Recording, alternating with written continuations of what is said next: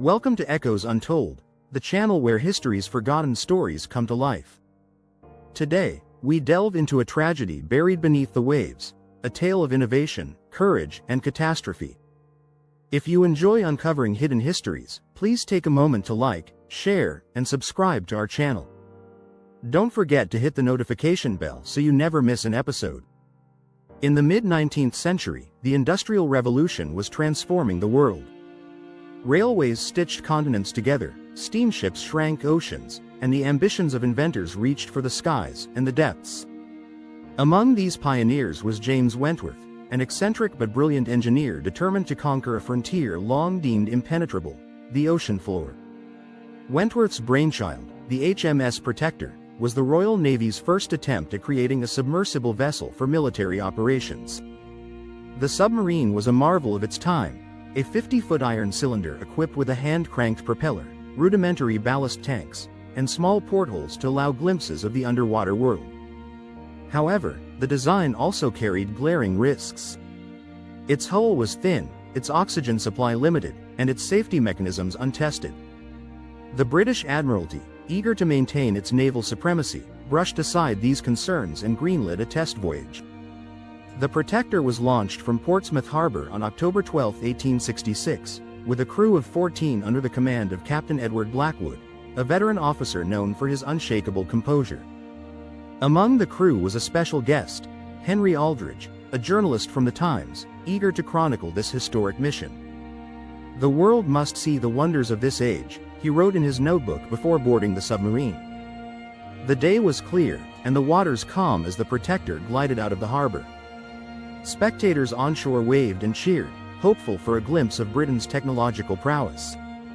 At first, the mission seemed to be a resounding success.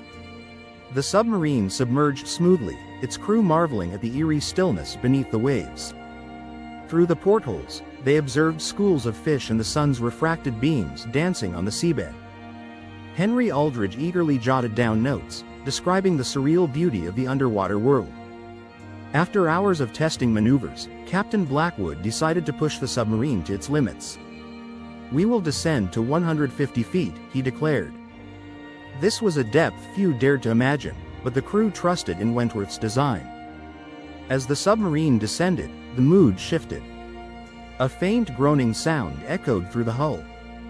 At 120 feet, the noise grew louder. A minor stress reaction, reassured Chief Engineer Thomas Hale. But moments later, a sharp crack shattered the calm.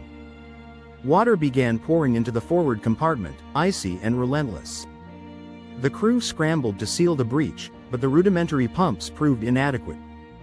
Captain Blackwood ordered an emergency ascent, but the mechanism controlling the ballast tanks jammed, leaving the Protector stranded in the deep. The once bright interior turned dim as water extinguished the lanterns. Panic gripped the crew, but Captain Blackwood, ever the leader, urged calm.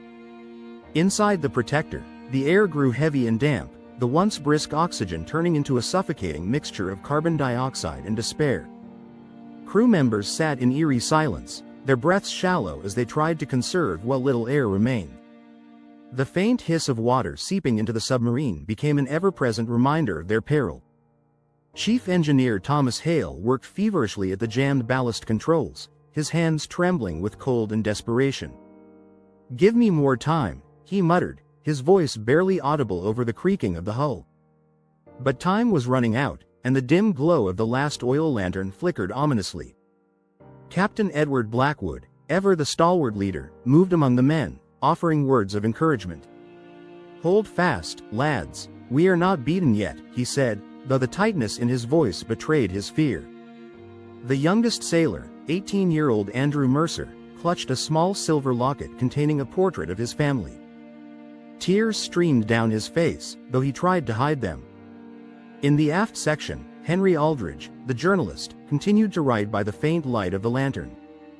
His pen moved steadily across the damp pages of his notebook. His final words, written with remarkable clarity despite the dire situation, captured the essence of their plight.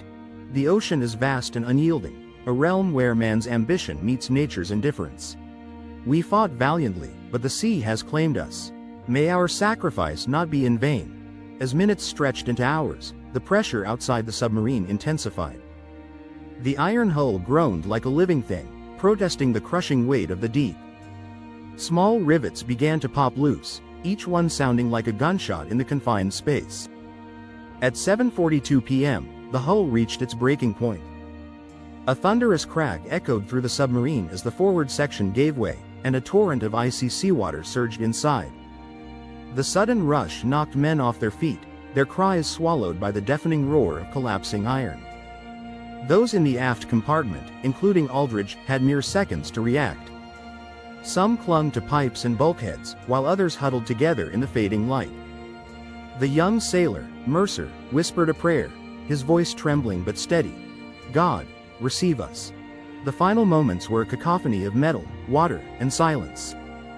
The submarine's hull imploded with unimaginable force, compressing the air and crushing the vessel into a twisted mass of iron and human remains. For the crew, death came swiftly, a mercy in the face of the ocean's relentless power. Years later, modern submersibles exploring the wreck of the HMS Protector would find eerie remnants of those final moments. Among the debris, divers recovered Aldridge's notebook, remarkably preserved in its leather casing. Its final pages, water-stained but legible, became a testament to the bravery and humanity of the crew. The crushed remains of the submarine revealed the catastrophic failure of its thin hull, a poignant reminder of the dangers faced by those who dared to challenge the unknown. Personal artifacts, Mercer's silver locket, a brass compass, and fragments of uniforms, were brought to the surface and placed in a naval museum, serving as silent witnesses to the tragedy. When the Protector failed to surface, rescue efforts began immediately. Salvage ships scoured the area for days. On October 16, they recovered fragments of the hull and Aldridge's waterlogged notebook. His haunting words became the headline of the Times. "Lost beneath the waves. The tragedy of the HMS Protector." The disaster sent shockwaves through naval and engineering circles. Critics lambasted the Admiralty for rushing into untested technology, while others mourned the loss of brave innovators. However, the tragedy also served as a catalyst for progress. Engineers studied the Protector's flaws, leading to innovations in submarine design, including reinforced hulls, advanced ballast systems, and emergency oxygen supplies. Today, the wreck of the HMS Protector lies undisturbed off the coast of Portsmouth, a somber testament to human ambition and the ocean's unforgiving power. Divers occasionally visit the site, leaving plaques and flowers in memory of the crew who gave their lives in the pursuit of knowledge. The Protector's story reminds us that progress often comes at a price, and the sea, vast and indifferent, is a force to be respected. Thank you for joining us on this deep dive into history. What do you think about the story of the HMS Protector? Was it a necessary sacrifice for progress or a preventable tragedy? Let us know your thoughts in the comments below. If you found this story moving, please like, share, and subscribe to Echoes Untold.